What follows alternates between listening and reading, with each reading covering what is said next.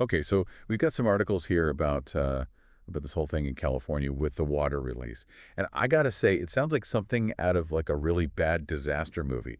We're talking about former President Trump ordering a massive release of water from two major dams Right. right in the middle of a wildfire crisis. Yeah, and the context here I think is what's really striking. California has this really long and complex history of water management, Mm. trying to balance the needs of agriculture and urban areas and the environment. And the whole system is always under stress, especially with, how vulnerable California is to droughts. Yeah, and from what I'm seeing in these articles, it seems like this executive order from Trump just totally ignores all of that. Like he basically just decided to, bypass the state's water management systems and just do his own thing. Yeah, that's definitely one of the most concerning things about this whole situation. I mean, California has a really well-established system for managing water resources, Yeah. especially during emergencies like wildfires. I mean, there are protocols, there are experts who, have spent their whole careers working on this. And there's this really delicate balance that's been achieved over decades. And this intervention by the federal government just throws all of that into disarray. Yeah, and it's not just about like ignoring the expertise of the state, right? Hmm. The articles you sent also talk about like the risks of flooding downstream. Oh, absolutely. You're releasing a huge amount of water and you're doing it really quickly. Yeah. And that has the potential to completely overwhelm communities downstream. Think about the people who live in those areas, the infrastructure, Yeah. the potential for property damage, even loss of life. It just seems so reckless. I mean, did no one in the Trump administration even think about these potential consequences? Well, that's what a lot of people are asking. Local officials have been very vocal about their concerns. They're saying that this rapid release could lead to just devastating flooding. Yeah, it feels like such a classic example of just short-sighted decision-making, Yeah. trying to solve one problem, the wildfires, Yeah. but without even considering the ripple effects, which could be disastrous. Yeah, it really highlights how important careful planning and coordination are, especially when you're dealing with something as complex as water management. And you know what makes it even more baffling is that California already has systems in place for this. Like, why not work with the state, utilize their expertise, and just follow the established protocols? That is the million-dollar question. From what we've read so far, it just seems like this decision was made without talking to state authorities at all and without any consideration for the long-term consequences.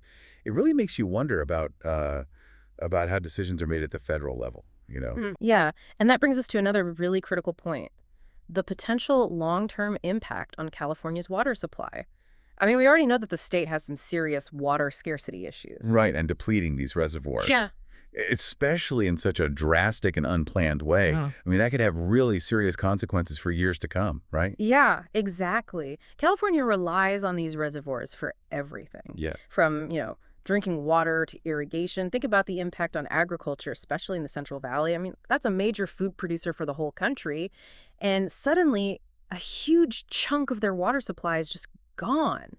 And the consequences of that could ripple through the economy for years. It's not even just about the immediate impact, is it? The articles you sent talked about how this could like totally mess up the relationship between the state and the federal government Right. when it comes to water management. Oh, yeah, that's a really important point. California and the federal government have always kind of butted heads over water rights and how to manage it. And this whole thing could make that tension even worse. Like, it could make it way harder to find any kind of common ground and work together on solutions in the future. So we've got potential flooding, long-term water shortages, and now a political mess. It's like a recipe for disaster. It is. And what's so frustrating is that this whole thing seems to come from people not understanding just how complicated these systems are. Water management in California isn't just about opening and closing some dams. It's about balancing all these different needs, thinking about the environmental impacts, and planning for the long term. Yeah, as I was reading these articles, I kept wondering, like, was there any science behind this decision at all? Like, was there even any data that showed that releasing all this water would actually help fight the wildfires? That's a really good question. And honestly, from what we've seen, there's just no transparency about like the scientific justification for this whole thing. Like, where are the studies? Where's the data that says that this would even be an effective way to deal with wildfires? It really feels like someone just decided to do this without even thinking about the evidence. And the consequences for California could be absolutely massive. And that brings up another really important point, accountability. Who's Yeah. actually responsible for the damage this might cause? Who's going to pay for fixing it and dealing with the long-term consequences? Those are really good questions. And honestly, it feels like we're just scratching the surface of how big this whole thing could be. It really does, and I think it shows how we need a much better way of handling these kinds of crises. We need an approach that actually involves the people who know what's going on at the local level, Mm. an approach that's based on science, and an approach that actually considers the well-being of the communities that will be affected in the long run. I mean, this isn't just about putting out fires, right? This is about the future of California Mm. and the people who live there. Exactly. And it reminds us that when we're dealing with a crisis, we have to make decisions based on common sense, scientific evidence, and a real commitment to what's best for everyone. So to kind of sum up everything we've talked about, Trump's decision to release water from these dams in California has caused a huge controversy, Yeah. and for good reason. I mean, we're Yeah. talking about potential flooding, Right. right? And then there's the water scarcity issue that could impact, agriculture in cities for years to come. And then on top of all of that, there's this political rift that could make it impossible to even work together Yeah. on these water management issues in the future. It's, like you said, a total recipe for a disaster. And it all comes back to this decision that just completely ignores the experts on the ground and the long-term needs of California and its people. As we've been talking about all of this, the thing that keeps coming back to me is just how secretive it all was. Mm-hmm. It's like this decision just happened out of nowhere Mm. with no public discussion and no accountability. Yeah, that's such a good point. And it really makes you think about how these kinds of decisions should be made, especially when they could have such a huge impact on everyone. Shouldn't there be some kind of open process where everyone can have a say and where there's real scientific analysis and where people actually think about the risks and the Yeah. benefits? Yeah, totally. It feels like this whole thing just shows how important it is to work together when we're dealing Yeah. with these kinds of crises. Exactly. We can't just jump into solutions without thinking about the bigger picture and all of the consequences. It's about finding that balance, Yeah.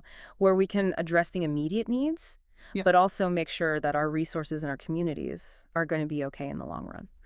So as we wrap up this deep dive, Yeah. what are some of the key takeaways that you hope people will remember? Well, I think the biggest thing is just how complicated water management is, especially in a place like California. It's not just about turning the water on and off. It takes a lot of planning and a lot of understanding about how everything is connected. Yeah. Both the natural systems and what people need. And this whole situation is a perfect example of what can happen when that balance gets disrupted. And it also shows how important it is to hold our leaders accountable, especially when they make decisions that could affect so many people's lives. Exactly. It's not just about water. It's about making sure that our government is doing the right thing, being transparent, and making sure that the choices we make today aren't going to hurt people in the future.